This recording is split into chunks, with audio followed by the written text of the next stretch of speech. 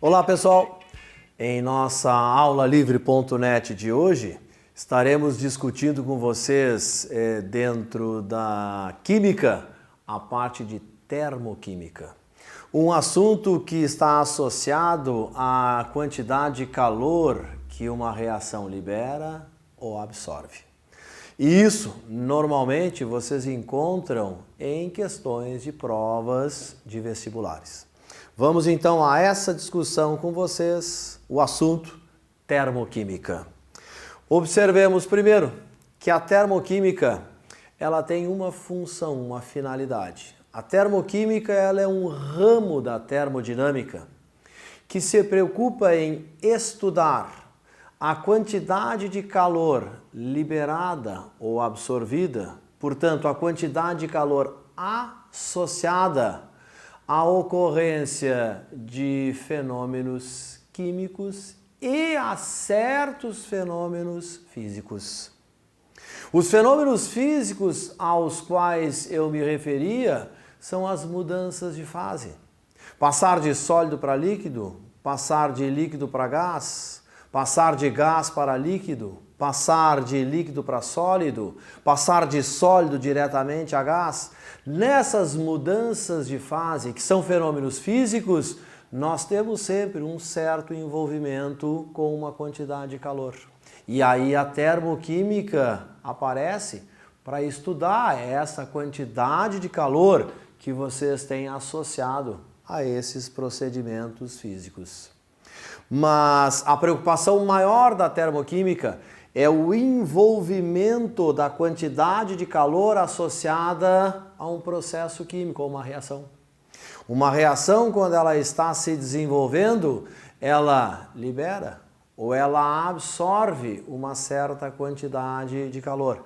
Com quem ela faz essa troca? Com a vizinhança, com o meio externo a ela. E aí é a preocupação maior da termoquímica.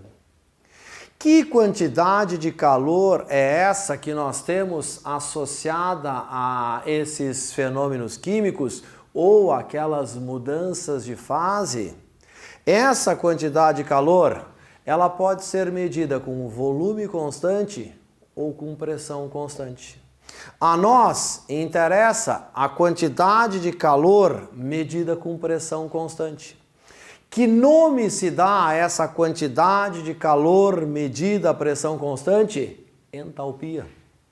Entalpia, que vocês representam pela letra H maiúsculo. Entalpia é a quantidade de calor medida com pressão constante. E a nossa preocupação agora é diretamente associar essa quantidade de calor medida a pressão constante, reitero, chamada entalpia, às reações. Quando uma reação estiver se desenvolvendo, essa reação libera ou absorve uma certa quantidade de calor. E eu volto a insistir, essa troca é com a vizinhança, com o meio. E a partir daí, então, nós temos a classificação das reações em endotérmicas e exotérmicas. Quero lembrar a vocês que para uma determinada reação, nós sempre vamos nos preocupar em avaliar a variação de entalpia a ela associada. Variação de entalpia, ΔH, que seria a quantidade de calor final menos a quantidade de calor inicial, que seria a entalpia dos produtos menos a entalpia dos reagentes. E para nós é fácil avaliar esta variação de entalpia. Associando isso às reações, lembremos, nós temos reações que são chamadas exotérmicas. O que fazem as reações exotérmicas? Elas liberam uma certa quantidade de calor. Quem passa a absorver essa quantidade de calor é o meio externo a ela. Essas reações, elas são caracterizadas por ter um ΔH negativo. ΔH negativo, menor do que zero, significa que a reação está liberando aquela quantidade de calor para o meio. Essas reações têm como características a entalpia dos reagentes ser sempre maior que a entalpia dos produtos. A quantidade de calor inicial da reação é maior do que a quantidade de calor final. E por esta razão sobra uma determinada quantidade de calor e isso faz com que a reação venha a liberar essa quantidade de calor para o meio externo. Recordemos então, reações exotérmicas liberam calor, são caracterizadas por ter um ΔH negativo. Essas reações apresentam uma quantidade de calor inicial, a entalpia dos reagentes, sempre maior do que a quantidade de calor final, a entalpia dos produtos. Aquele sinalzinho negativo do ΔH é para nós só um indicativo de que a reação está liberando. O número que acompanhar aquele sinal negativo é a quantidade de calor que está sendo liberada. Outro tipo de reação que temos são as reações endotérmicas. São aquelas reações que absorvem calor. São caracterizadas por ter um ΔH positivo. Por que as reações endotérmicas absorvem calor? Porque a quantidade de calor inicial, que seria a entalpia dos reagentes, é sempre menor do que a quantidade de calor final, que seria a entalpia dos produtos. E por essa razão ela se vê obrigada a absorver do meio, da vizinhança, uma certa quantidade de calor. Aquele ΔH, sinal positivo, é só para dizer absorve. O número que acompanha o sinal positivo é a quantidade de calor que aquela reação está absorvendo do meio. Notaram que a reação sempre troca com a sua vizinhança uma certa quantidade de calor. No caso de uma reação exotérmica, ela libera calor, o meio absorve. No caso de uma reação endotérmica, ela absorve calor, o meio libera. A quantidade de calor trocada entre eles é a mesma. Aí, a caracterização dessas duas reações endotérmicas e exotérmicas.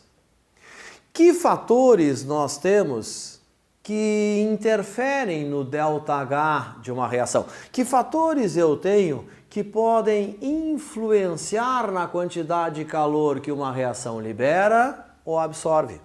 E é isso que nós passamos a discutir. Fatores que influenciam na entalpia das reações. Um dos fatores que nos interessa é a quantidade de reagentes ou de produtos. Essa quantidade de reagentes ou de produtos às quais eu me refiro pode ser quantidade de matéria, pode ser massa, pode ser volume, pode ser número de moléculas, pode ser número de átomos, enfim, quando vocês alteram a quantidade de um reagente ou quando vocês alteram a quantidade de um produto, vocês passam a alterar a quantidade de calor que aquela reação vai liberar ou absorver. Observem, no exemplo que trago, hidrogênio gasoso reagindo com meio mol de oxigênio gasoso, formando água líquida, apresenta um ΔH menos 286 kJ. Notem, se o ΔH é negativo, eu estou dizendo para vocês que essa reação libera calor. Quanto de calor ela libera? 286 kJ. Mas perceberam que ela libera essa quantidade de calor para essa quantidade de hidrogênio, 1 mol. 1 mol de hidrogênio seriam 6 vezes 10 a 23 moléculas. Seria 2 gramas. Seria na CNTP 22,4 litros. Para essa quantidade de hidrogênio, vocês observam que a reação está liberando o 286. Vamos alterar essa quantidade? Que alteração propor? Observem. Eu agora tenho 2 móis de hidrogênio gasoso reagindo com O2 gasoso, formando 2 mols de água líquida. Notaram que eu agora tenho como coeficiente estequiométrico do hidrogênio 2. Comparando com a situação anterior, tínhamos 1 mol, agora temos 2. Em 2 móis de hidrogênio, eu tenho 2 vezes 6 vezes 10 a 23 moléculas. Em 2 móis de hidrogênio, eu tenho 4 gramas. Em 2 móis do gás hidrogênio na CNTP, eu tenho 44,8 litros. Notaram que ao multiplicar por 2 essa equação, eu estou multiplicando a quantidade não só do hidrogênio por 2, como de qualquer outro integrante daquela reação. Então eu alterei a quantidade de reagente e de produto. A nova quantidade é 2 vezes maior do que a anterior. Observem que a reação agora passa a ter um ΔH de menos 572 kJ. E eu quero mais uma vez recordar, o menos é para dizer libera. Quanto é que a reação está liberando agora? 572 kJ. E se vocês fazem um comparativo entre essas duas equações, o que vocês notam é que eu alterei a quantidade de reagentes e de produtos. Eu tenho na segunda equação uma quantidade de reagente e produtos 2 vezes maior. Por isso o ΔH passa a ser 2 vezes maior. Mas notaram que ao alterar a quantidade de um reagente ou de um produto, eu alterei o ΔH da reação. Outro fator que interfere no ΔH de uma reação é o estado físico, a fase em que uma determinada substância se encontra. Observem os dados que eu trago para nós realizarmos esse comparativo e confirmarmos que realmente o ΔH de uma reação depende do estado físico das substâncias que estão participando dessa mesma reação. Hidrogênio gasoso mais meio mol de oxigênio gasoso produzindo água sólida. Observaram que a água produzida nessa reação é sólida. A reação apresenta um ΔH de menos 293 kJ. Repito, o menos é para dizer libera. Então essa reação está liberando 293 kJ. Comparem com a segunda equação proposta.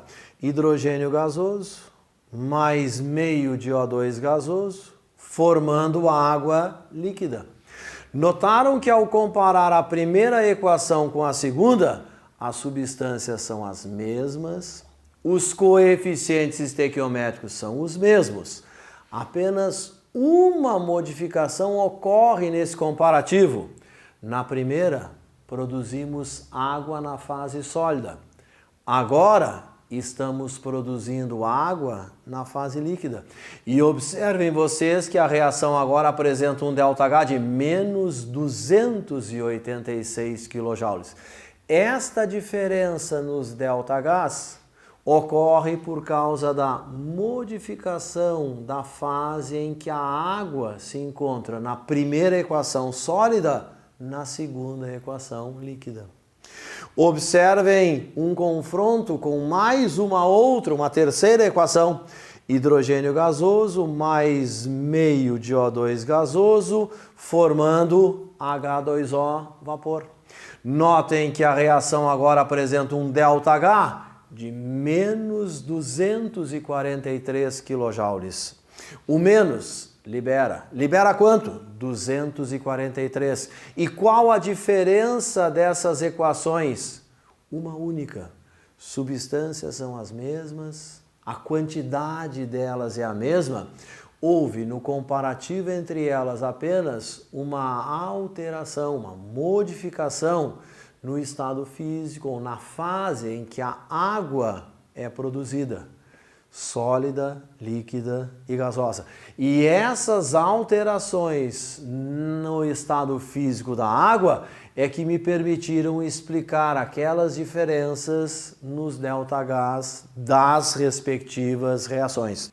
Gostaria de destacar outros fatores que também interferem no ΔH de uma reação. A pressão, a temperatura, o estado alotrópico. E no que diz respeito ao estado alotrópico, aqui eu gostaria de dar um destaque, afirmando a vocês que a variedade alotrópica mais estável é sempre aquela que vai apresentar a menor entalpia. Um exemplo clássico, tradicional, é vocês trabalharem com grafite e diamante, que são variedades alotrópicas do carbono. O grafite, vocês encontram na natureza como a espécie mais estável. Portanto, o grafite apresenta uma entalpia menor do que a do diamante. Outra situação interessante a ser discutida com vocês é o que nós chamamos de equação termoquímica. O que é uma equação termoquímica? Toda equação escrita registrando-se junto a ela a quantidade de calor que a ela está associada. Ou porque ela vai liberar, ou porque ela vai absorver uma certa quantidade de calor. Quando se escreve uma equação termoquímica, deve-se escrever a equação de forma ajustada e colocando junto às espécies que estão participando daquela reação o seu estado físico ou a fase na qual ela se encontra. E aí vamos registrar uma certa quantidade de calor que me permitirá saber se a reação está liberando ou absorvendo aquela quantidade de calor. A isso então chamamos equação termoquímica. Notaram que temos aqui 2 de H2 gasoso mais O2 gasoso, produzindo 2 de H2O líquido, ΔH menos 572 kJ. Quando eu faço o registro do ΔH, eu estou dizendo para vocês o que aquela reação faz. O que a reação faz? Libera. Quanto que ela libera? 572 kJ. Portanto, o meio nessa hora absorve esses 572 kJ. E por ter essa reação, um ΔH negativo, classificamos como exotérmica. Isso então chamamos de equação termoquímica. Quando nós temos para essa equação temperatura de 25 graus Celsius e pressão de 1 atmosfera, esse ΔH é chamado entalpia padrão.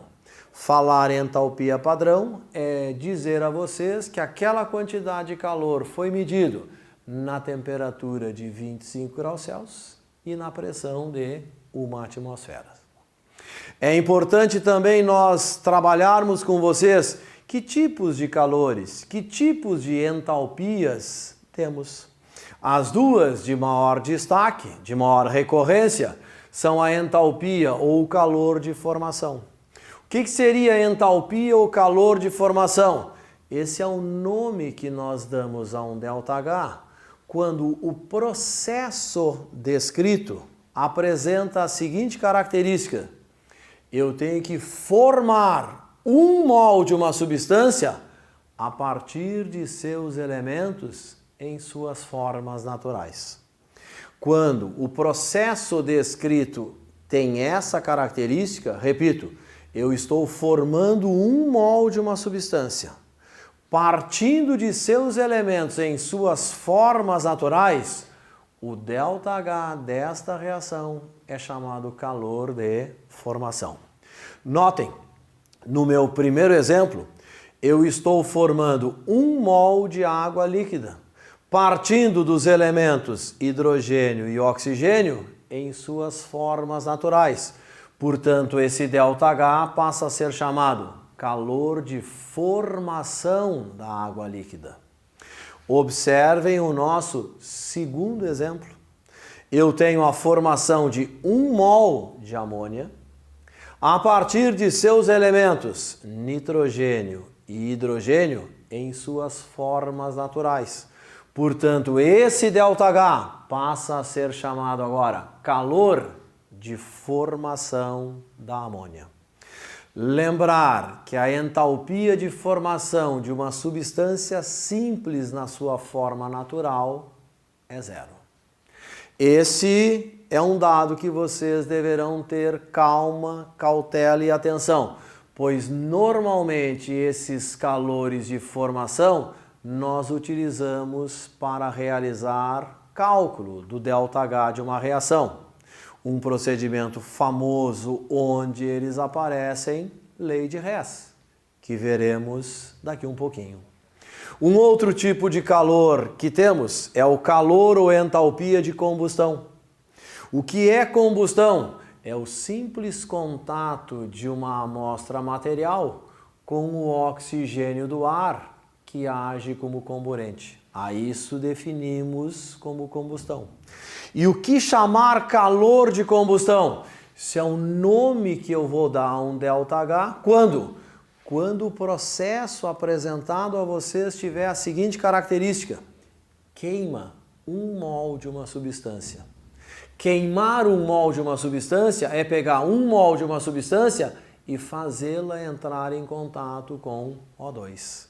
Nesses casos, o ΔH desse processo passa a ser chamado calor de combustão.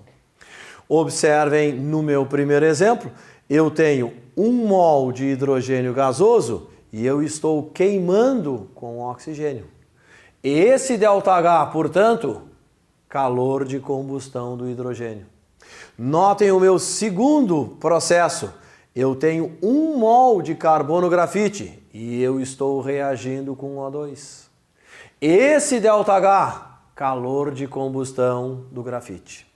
Lembrar um dado importante: quando vocês queimam 1 mol de um combustível orgânico e essa combustão é total, completa, produziremos CO2 mais água. E uma característica desse processo de combustão completa, a chama do fogo tem a tonalidade da cor azul. Notaram nos exemplos que trazíamos para vocês sobre o calor de combustão, e isso pode acontecer também em outras situações, que há situações em que o ΔH é expresso em quilocalorias. Eu também posso ter esse ΔH expresso em quilojoules. Atualmente, nós usamos quilojoules, por ser joule a unidade do Sistema Internacional de Medidas. Porém, fizemos isso propositadamente. Gostaria de dizer a vocês que em muitas ocasiões, ao invés de utilizarmos quilojoule, usamos quilocaloria. São unidades compatíveis a essa grandeza chamada calor. Então lembre-se, posso expressar esse ΔH em quilojoules ou em quilocalorias. A preferência atual, quilojoules, pois joule é a unidade do Sistema Internacional de Medidas de Caloria. Perfeito? Agora, lembrem-se que esses tipos de calores, eles sempre estarão associados a uma questão interessante, que é o cálculo do ΔH através do uso de uma lei chamada Lei de Hess. A Lei de Hess, ela nos permite calcular o ΔH de uma reação através de um procedimento que nós denominamos via indireta. E ao trabalharmos o cálculo do ΔH de uma determinada reação, utilizando a lei de Hess pela via indireta, o que nós gostaríamos de detalhar, chamar a atenção, pedir para vocês controlar, é que qualquer transformação que vocês venham a fazer com uma equação, devemos fazê-la absolutamente igual com o ΔH desta mesma equação. Então, se há necessidade no desenvolvimento do uso da lei de Hess para o cálculo do ΔH de uma reação, de nós invertermos a ordem da reação, nós vamos então trocar o sinal do ΔH. Se por uma outra razão qualquer eu fui obrigado a multiplicar os coeficientes da equação por um número, por exemplo, 2, eu sou obrigado a multiplicar o ΔH daquela reação por esse mesmo número 2. Tudo aquilo que nós fizermos com a equação, deveremos então fazer de forma igual, semelhante com o ΔH da reação. Aí está a parte prática do desenvolvimento da lei de Hess.